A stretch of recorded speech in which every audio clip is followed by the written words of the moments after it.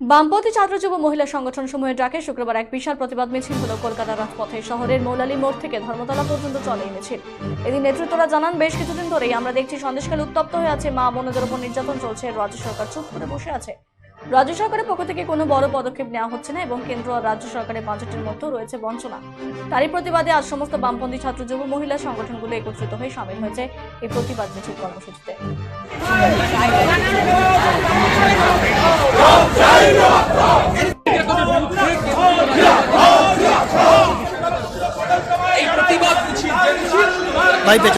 এই জায়গাটা ছেড়ে গেলে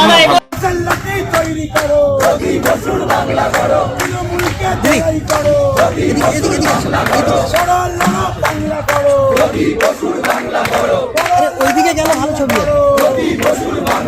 আরে ঝান্ডা ছিল ওই দিকটা।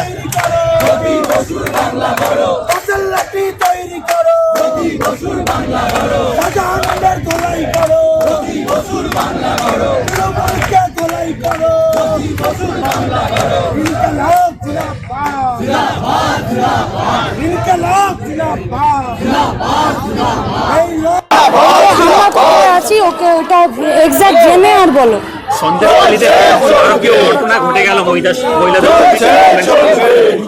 সরকার পশ্চিমবঙ্গ রাজ্য সরকার স্পন্সার্ড, সেখানে দুর্নীতি এবং অ্যাসিস্ট্যান্স বাই বিজেপি। রাজ্য সরকার কেন্দ্র সরকার বাজেটের মধ্যে অনেকগুলো সাহায্য কমিয়েছে, সেটা নিয়ে কি বলবো? 2023 সালের প্রথমে যে বাজেট পেশ করেছিল সেই বাজেটও কর্মনাশা বাজেট ছিল, যে বাজেটের উপরে মানুষ ভোট দেবে বলে ঠিক করেছিল। বেপরোয়াভাবে রাজ্য এবং কেন্দ্রের সরকার কাজের জায়গা কমিয়েছে। মানুষ এক হচ্ছে কেন্দ্র ও রাজ্য বাজেটে শিক্ষা খাতে এবং কর্মসংস্থান বৃদ্ধির প্রশ্নে কোনো দিশা নেই।